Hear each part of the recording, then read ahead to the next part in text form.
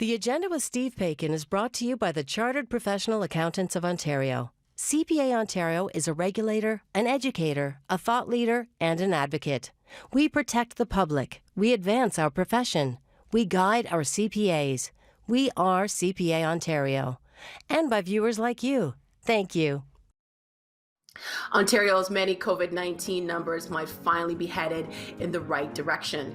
But how to interpret all that data? Tonight, we'll get some insight. Then, author John Boyko talks to Steve Paikin about Canada's often overlooked role in the Vietnam War 46 years after the fall of Saigon. And our Ontario Hub's report on Canadian essential workers and the risks they face traveling to their jobs across the U.S. border. I'm Nam Kiwanuka. It's Friday, April 30th, and that's next on the agenda.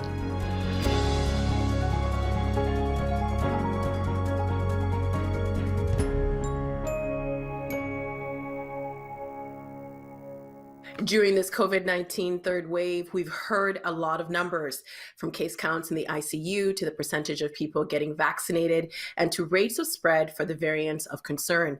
With us to better understand these facts and figures, in the provincial capital, Dr. Isaac Bogosh, infectious diseases physician at the University Health Network and a scientist based out of Toronto General Hospital and the University of Toronto. And Ashley Chute, infectious disease epidemiologist at U of T's Dalla Lana School of Public Health. Welcome back to you both. Thank you. Thank you. It's been a week, lots of numbers to get into. If the director could please put some of these numbers up. So we wanted to compare what's going on now as opposed to last year, April 29th, 2020, and then the third wave, April 29th, 2021. So the number of people in ICU beds during the first wave was 235. In this third wave, we have 884 as of April 29th. The number of people on ventilators in the first wave was 186. In this third wave, we have 620. The total number of deaths during the first wave was 996. This number in the third wave is astounding. It's 8,029. The total number of cases during the first wave was 15,728. And this third wave, it's 459,447. The number of new cases during the first wave was 347 on April 29th, 2020. On April 29th, during this third wave of 2021, we have 3,871. Lots of numbers to break down, and I'm so happy that you both are here for us to help us understand these numbers. Ashley, I wanted to start with you. Would you have thought this is where we would be a year later? Honestly, no. I mean, looking at those numbers and thinking back to where we were a year ago, at that point in time, we were all really scared and, thinking about this, as we didn't really know what was in store for us. I think we knew we had this new infectious disease. We knew that if we didn't bring it under control, that things would be a lot worse than they were back last spring. But at the same time, I think I had more optimism in the sense that we would have sort of understood the virus and been better at controlling it. I think, that the pandemic has changed a lot in Ontario. Back in the spring, most of those cases were happening, or at least in terms of, the deaths were happening in long-term care homes.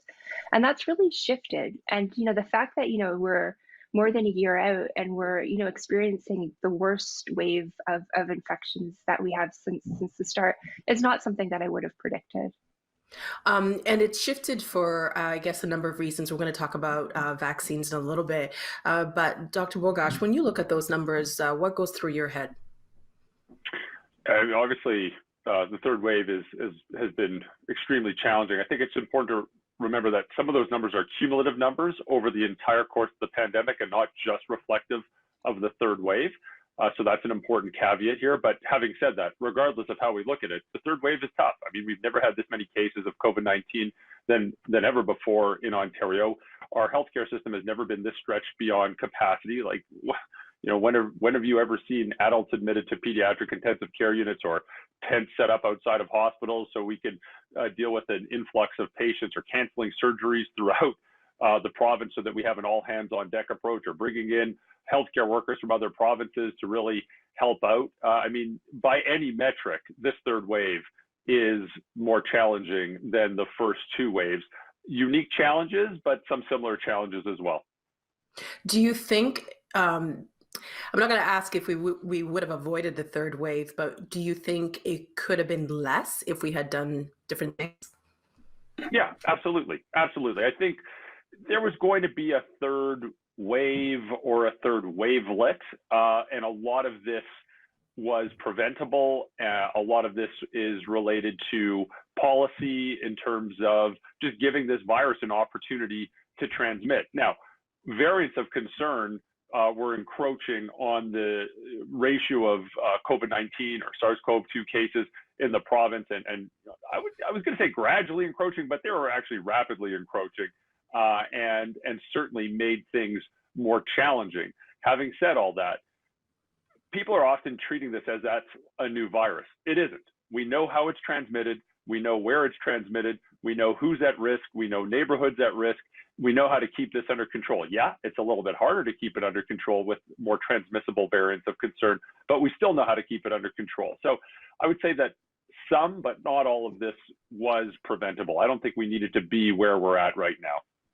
And Ashley, you know, as Dr. Bogosh said, obviously some of the numbers are going to be higher just because there's been more, it's been a cumulative effect. When you look at what's happening in the third wave, what do you want people to know about the numbers that maybe we won't be able to really understand when we look at them?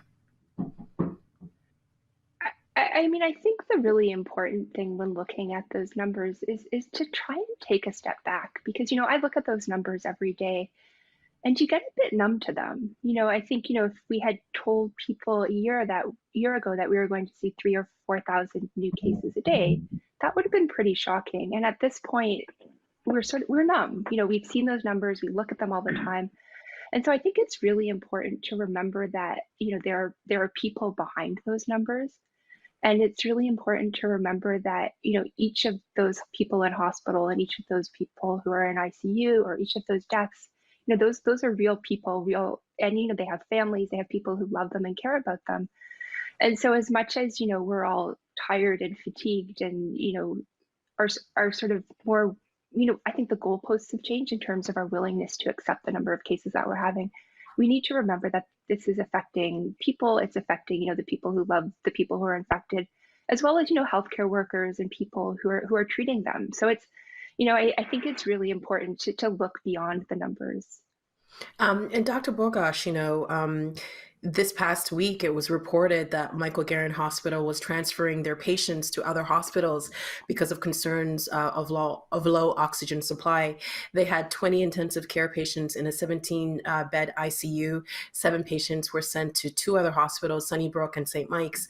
What do you want people to know about what you're seeing on the ground?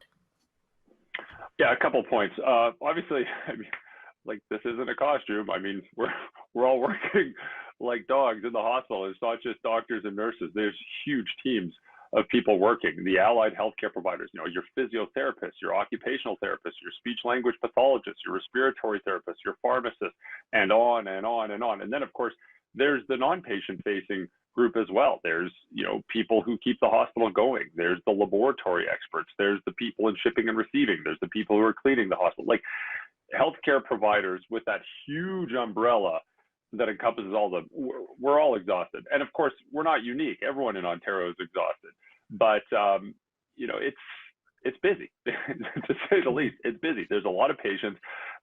You know, you can talk to any front-facing healthcare provider. We've all had our share of very tragic cases and, you know, Zoom deaths and tough family meetings, and it's been tough. It's been very tough, and it's been a very long pandemic.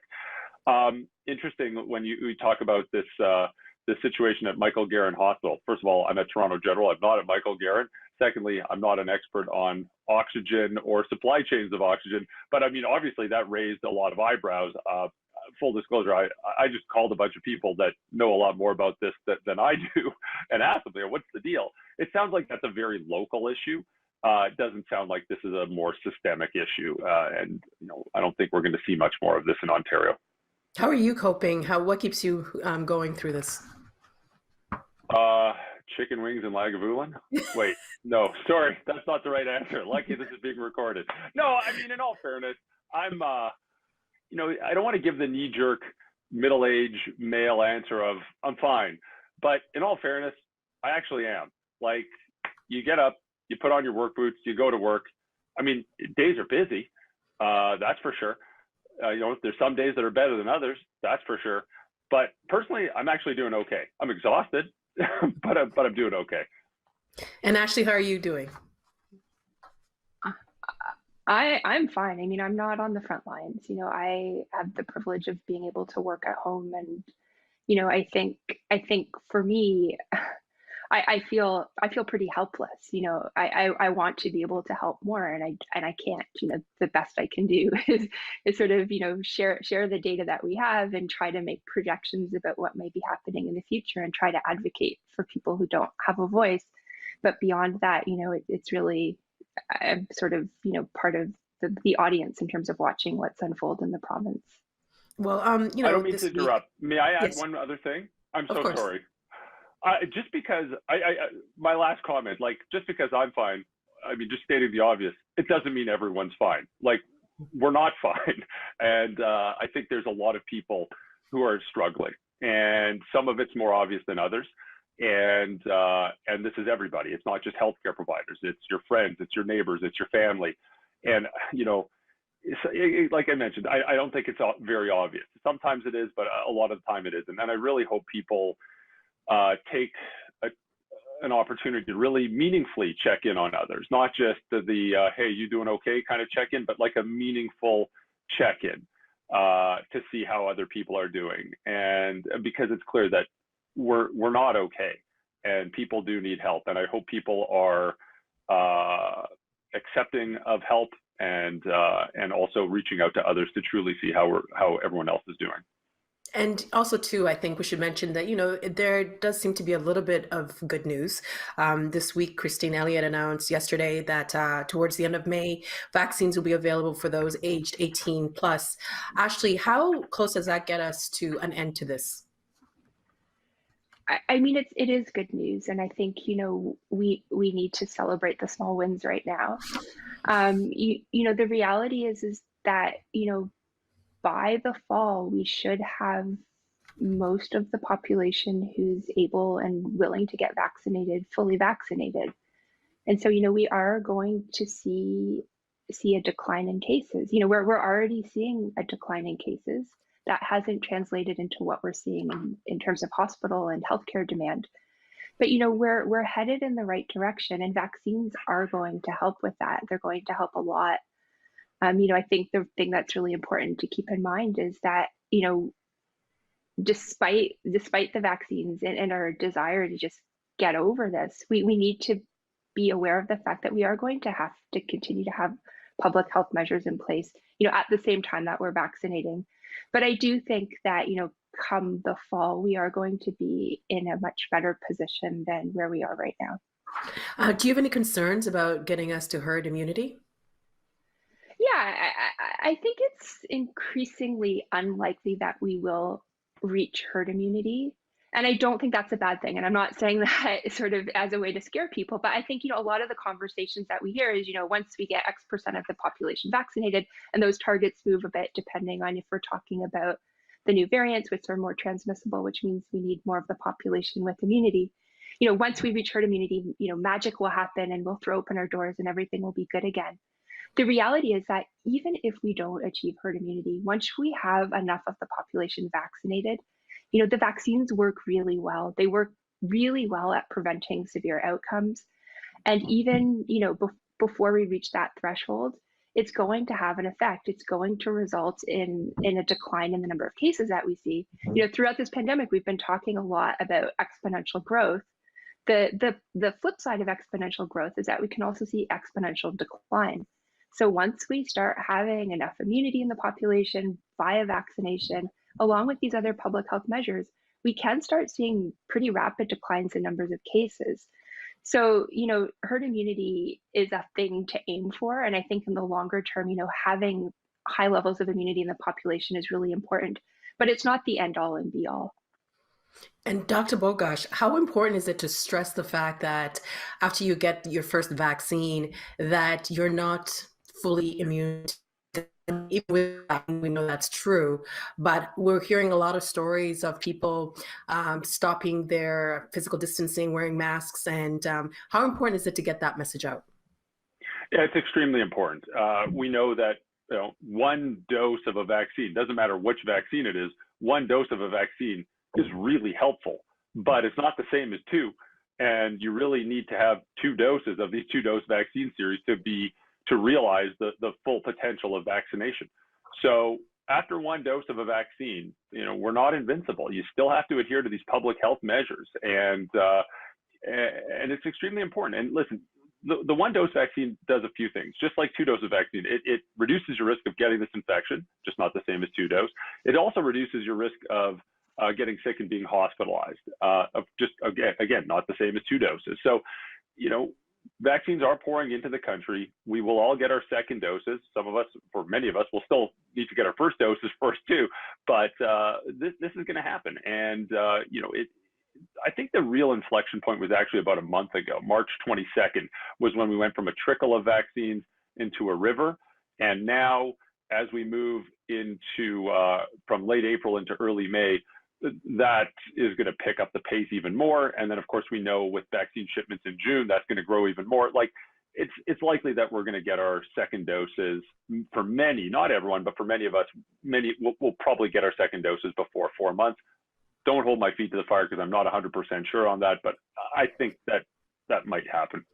Gen X always seems to get ignored because I'm Gen X. I will take the opportunity to say that, a lot of us, when the AZ became available to our age group, we did take it. But we have seen, Dr. Walgash, lineups for vaccines in communities that have been accused of being vaccine hesitant.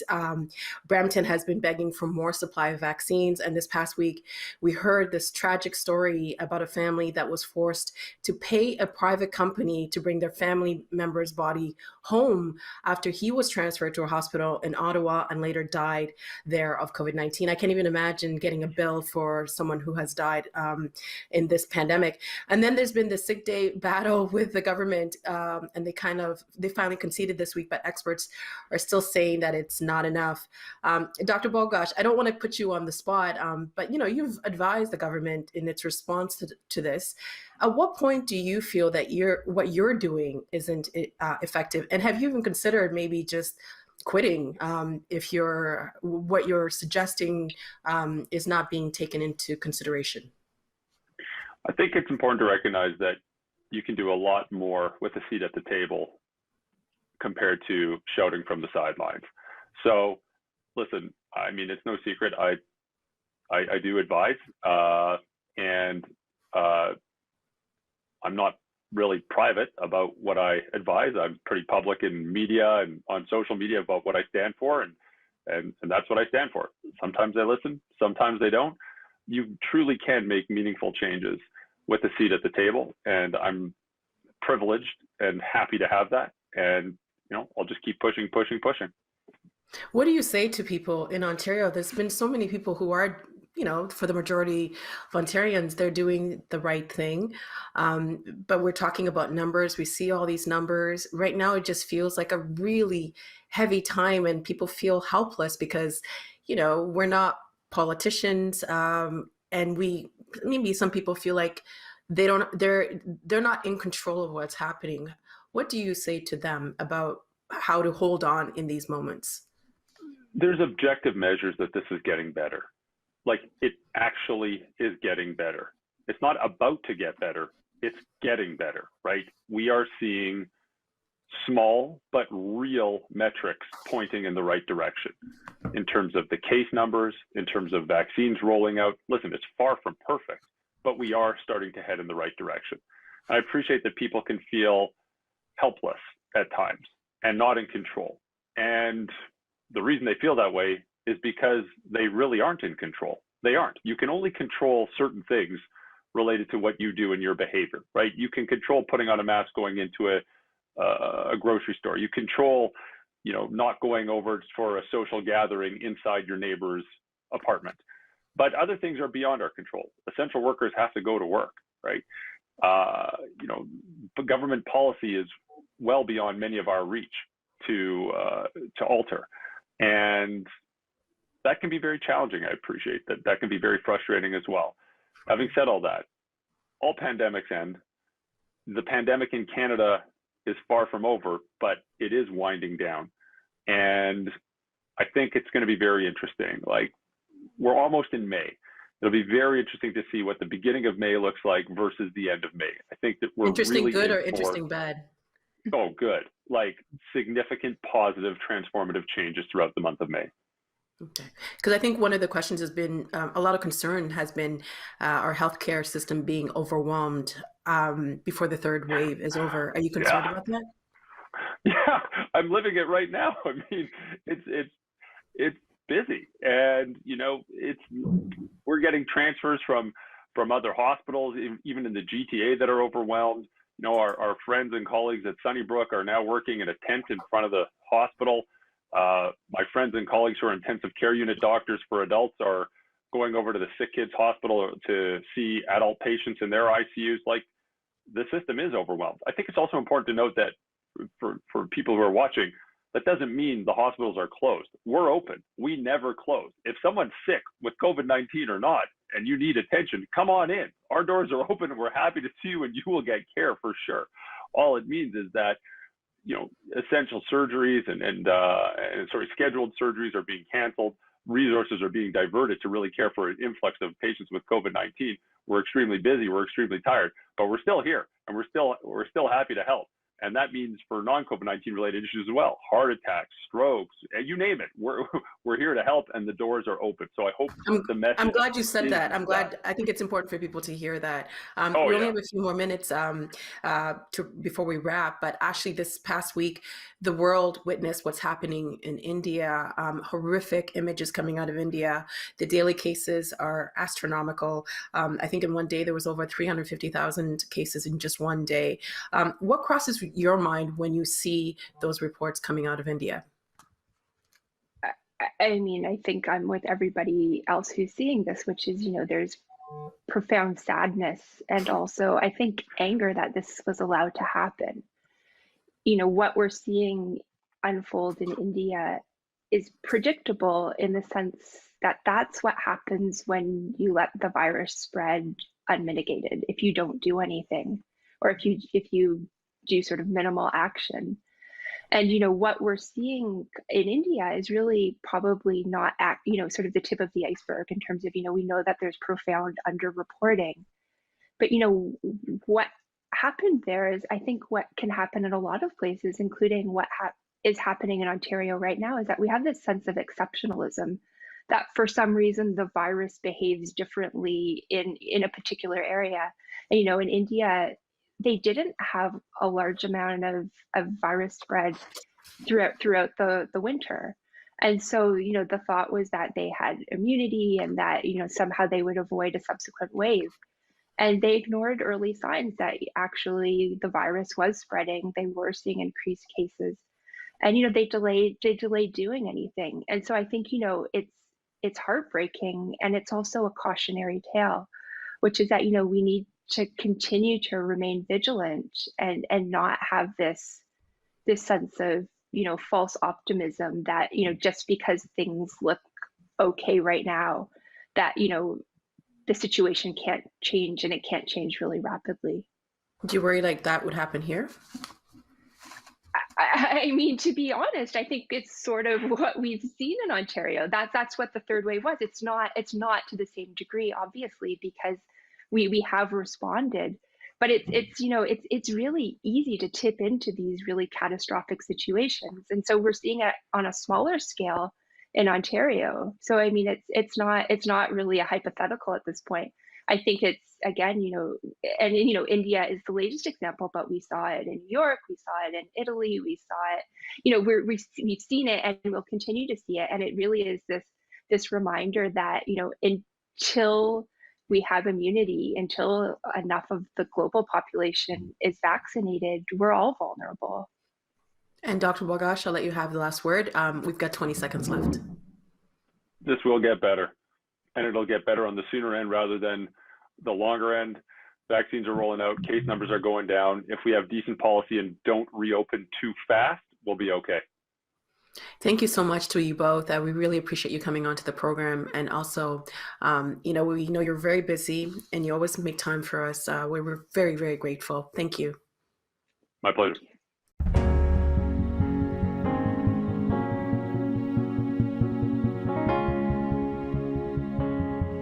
The Vietnam War may have been the most agonizing and polarizing conflict in American history, but as author John Boyko reminds us, Canada had its fingerprints on that war as well.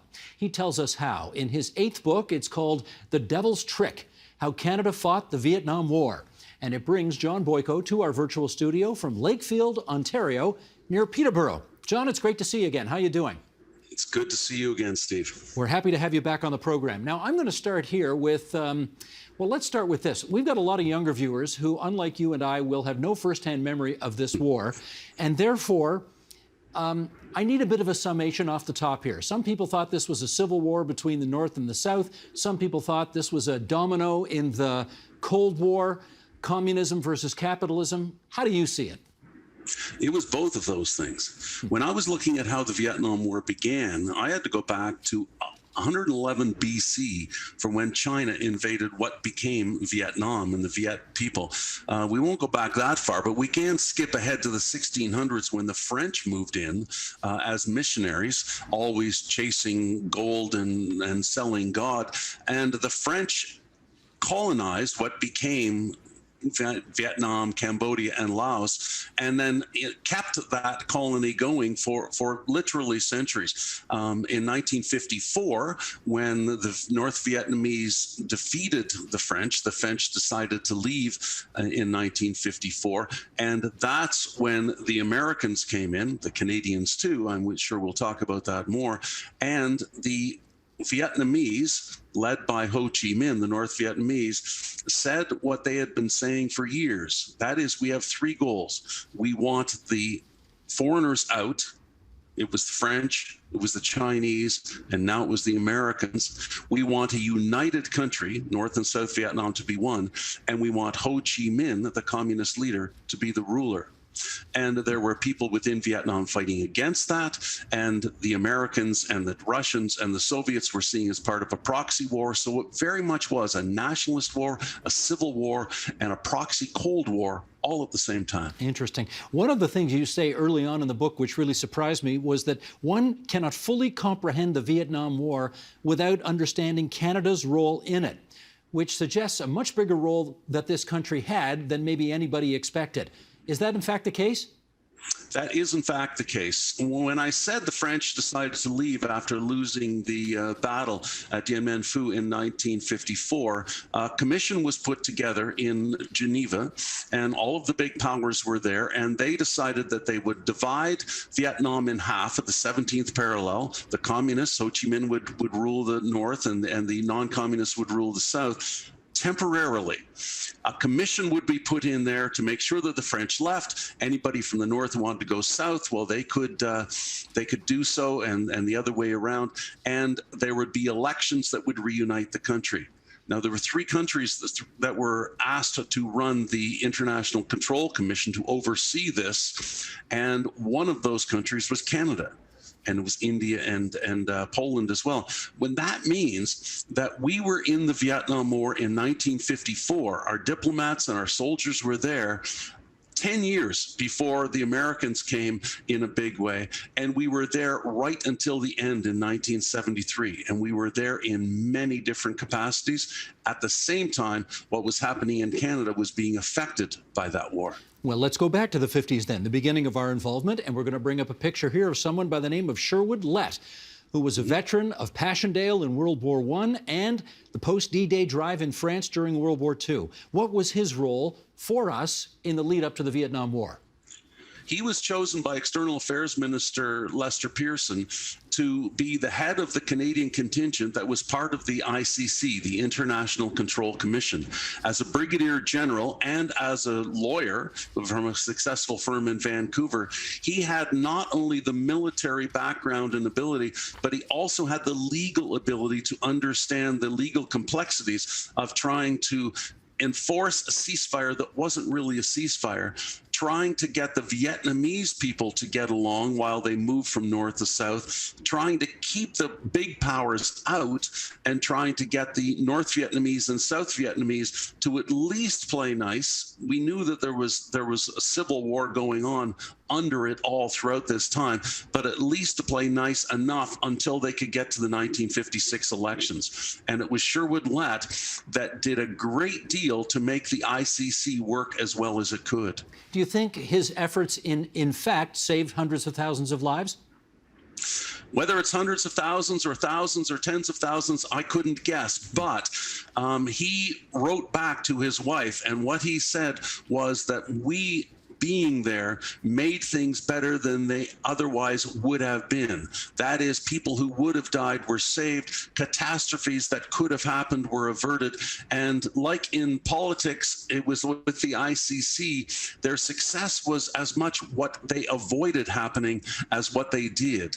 And in 1956, by the way, that's when the election was due to happen. Sherwood Lett was instrumental in trying to set up this election. But it looked like, and he reported back to Washington and to Ottawa, that it looked like if this election was held, Ho Chi Minh and the communists would win. We then had the ironic situation where the communist Russians, the communist Chinese, and the communist North Vietnamese wanted the democratic election to happen. And the Canadian government joined with the American government in not allowing it to happen. The mistakes along the way, eh? All right, let me move you to the 1960s. Blair Seaborn is another Canadian diplomat who delivers a message on behalf of the new president, Lyndon Johnson, to the North. What was that message? Well, it was interesting that Johnson had been told as far back as Eisenhower, when the Americans were moving into the Vietnam quagmire in such a big way with first money and then advisors and then more troops, that this was a domino theory, that if Vietnam fell to the communists, then all of the surrounding countries would fall as well. Johnson had the CIA look at that, and the CIA told him in 1964, this is simply not the case. If we left Vietnam, then Vietnam would probably turn communist, but none of its neighbors would turn communist. Johnson had no way of ending this war before it exploded because he had no diplomats in North Vietnam and he had no way of communicating with Ho Chi Minh. He therefore asked Canada to help. Pearson picked Blair Seaborn, a very experienced diplomat living in Ottawa at the time. He went as the head of the ICC that was still there, met in Hanoi with the Prime Minister of North Vietnam, and took him the message that Johnson had asked him to take. And the Vietnamese leader and Blair Seaborn came up with a deal, and the deal was that the Americans would leave, a number of other things would happen, and Vietnam would hold another election, just like they had been promised in 1956, and Vietnam would remain neutral in the Cold War. What is really interesting is that Blair Seaborn told Washington this deal, and Johnson turned it down, refused to listen to what Blair Seaborn had said. In 1973, if we skip forward, when President Nixon eventually ended the war and Kissinger in Paris signed the deal that ended the Vietnam War, the American part of it, the deal was essentially the same as what Seaborn said in 1964. So Blair Seaborn gave the Americans a way out of the war before the war began, and the Americans refused to take it. And the North Vietnamese Prime Minister also said to Seaborn the following. Sheldon, I'll ask you to bring this graphic up. It's impossible for you Westerners to understand the force of the people's will to resist and to continue. The struggle of our people exceeds the imagination. It has astonished us, too. That was Pham Van Dong to Blair Seaborn. What did you interpret that to mean?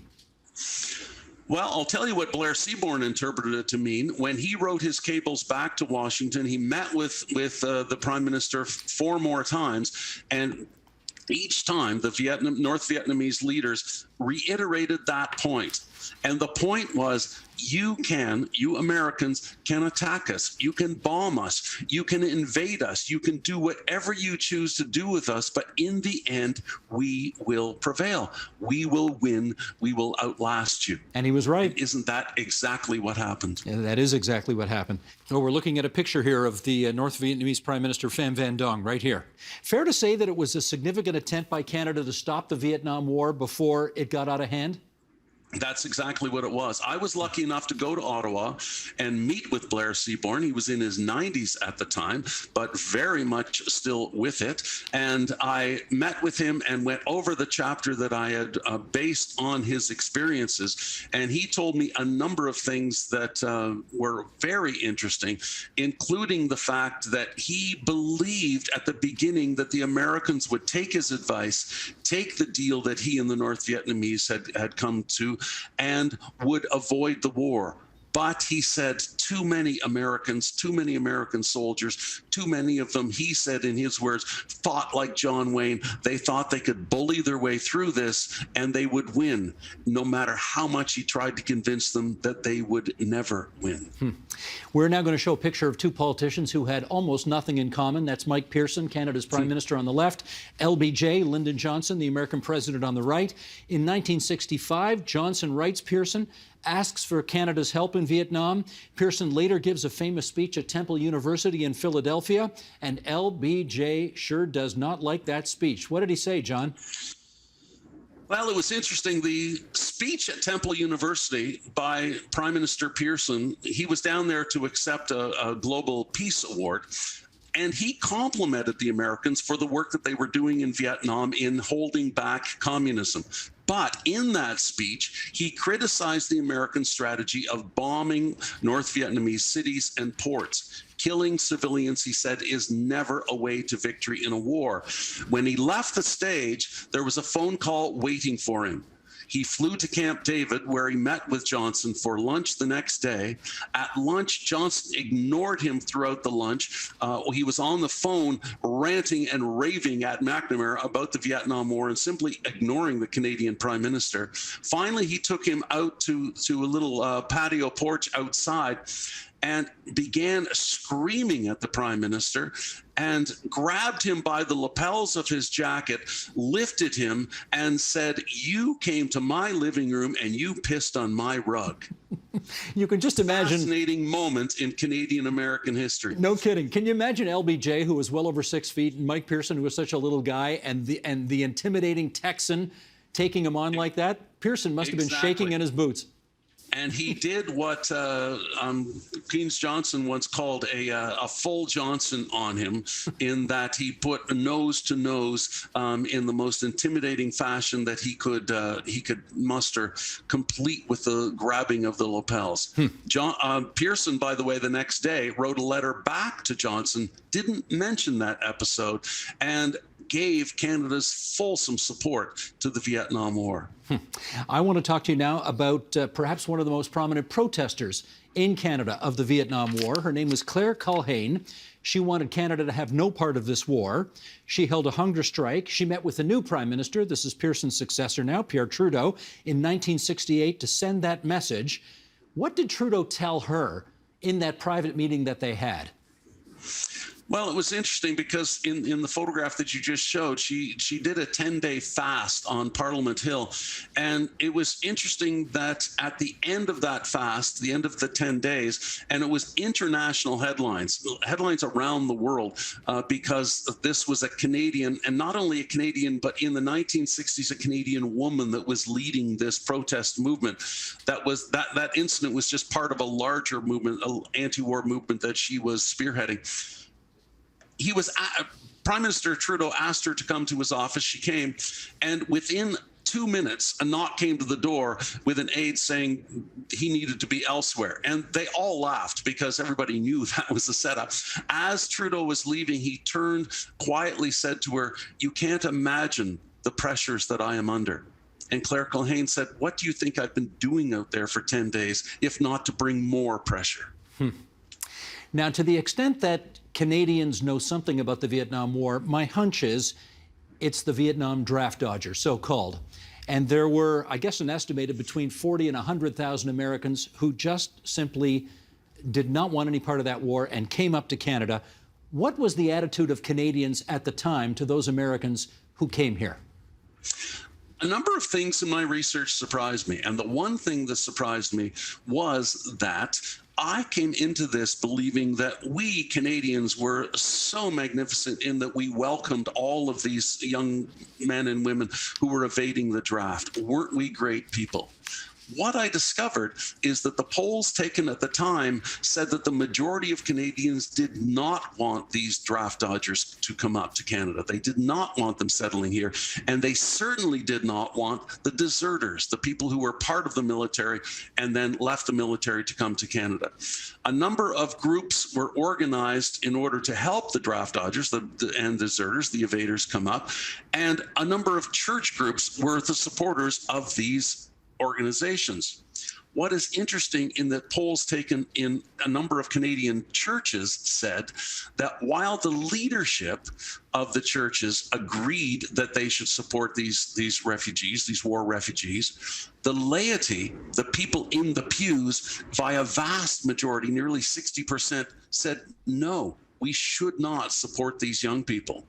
It is interesting, too, I think, that the mayors of a number of cities, including Toronto and Vancouver and others, said horrible things about the draft dodgers, of the Americans. It was sitting on a foundation of anti-Americanism and feeling that these young people were joining with the Canadian young people at the time who were wearing long hair and funny clothes and listening to horrible music and upsetting the apple cart of everything that we thought we as Canadians held dear. So it was part of the baby boom generation and that whole rebellion. So I thought that we were great in taking in the draft dodgers, and we were. What I didn't realize is that how many Canadians wanted no part of them. Huh. Now, I guess if we can look at the other side of the coin, the opposite of the draft dodger was the Canadian who volunteered to go fight in Vietnam. How many people did that?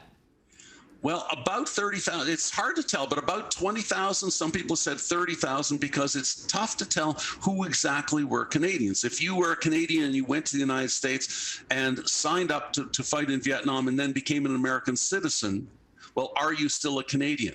And the Canadians that went and then remained after their tourist duty. So it's tough to tell exactly, but I have read anywhere from about 15,000 to 30,000 Canadians signed up for the American military and went to fight in Vietnam. Many different reasons for doing that. The two most prominent that I found was, one, young people had grown up with almost every male adult in their life being a veteran, fighting in the Second World War or Korea, and therefore they felt it their duty to serve.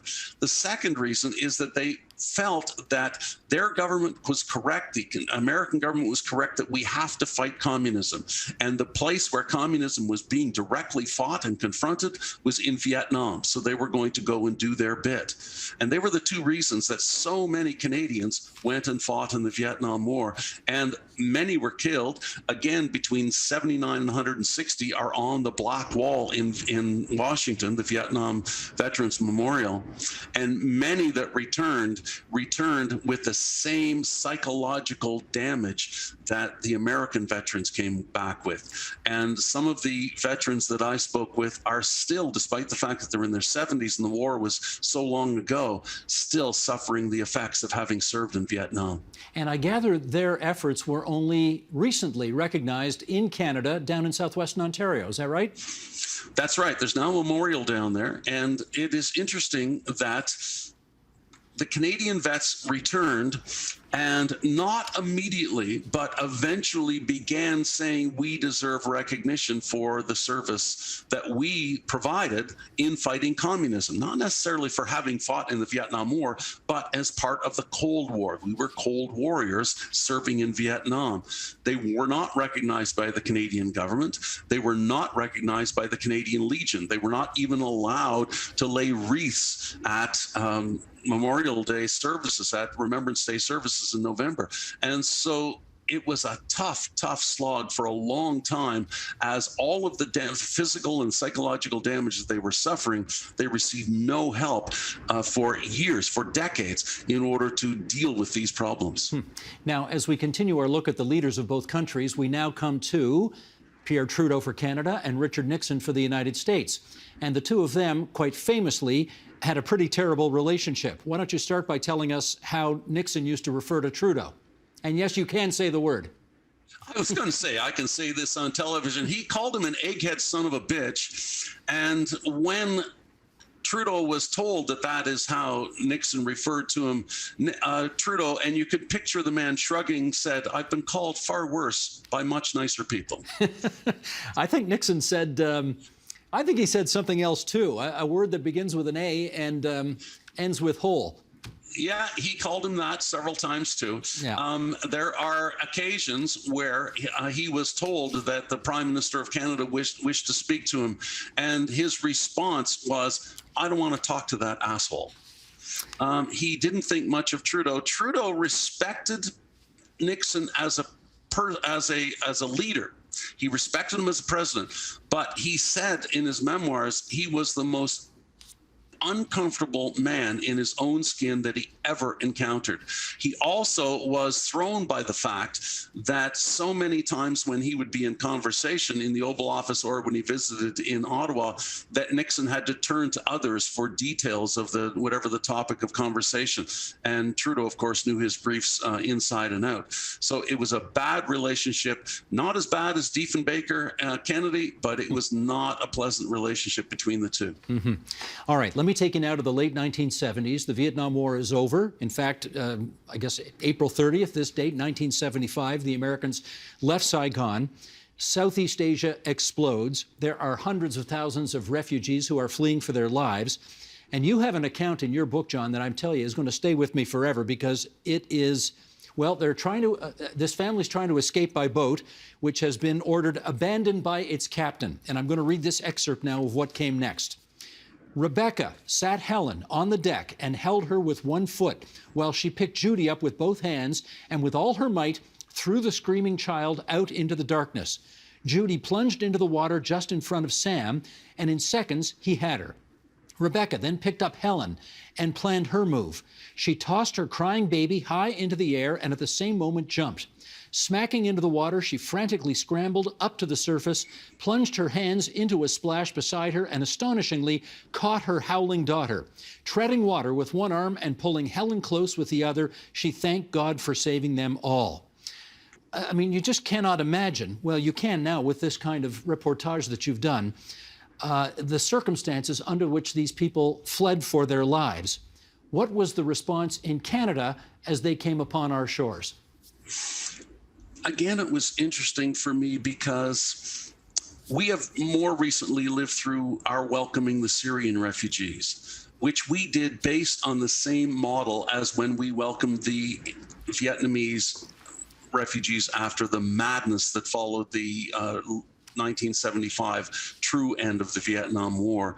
And I thought, naively, I guess, weren't we tremendous people, just like with respect to the draft dodgers, that we welcomed them with open arms? What I discovered, however, is that, again, the polling indicated that the vast majority of Canadians did not want them.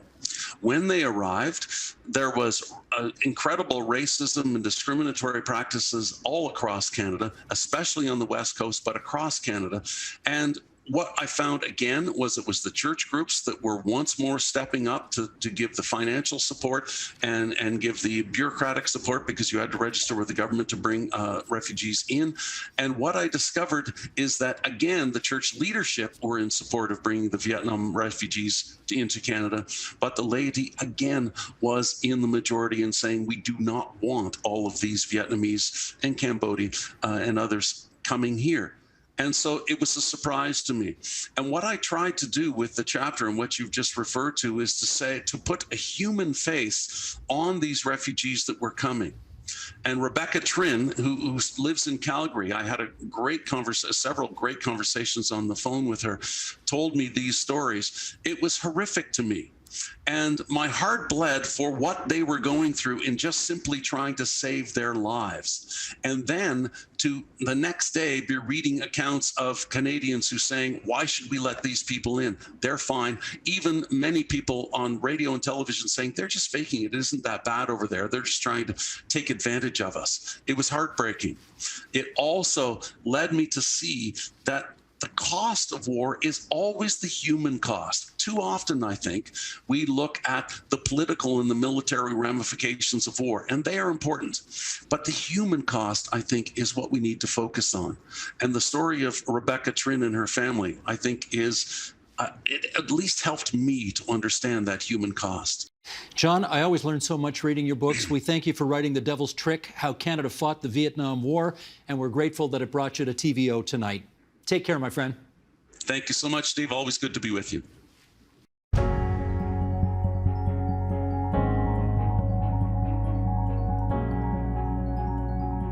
During this pandemic, Canadians who work in the U.S. contend with a web of rules. And as Southwestern Ontario Hub journalist Mary Baxter discovered, it can make crossing the border confusing and even risky. She joins us now in London, Ontario to explain. Let's maybe start by clearing up the confusion about crossing the border.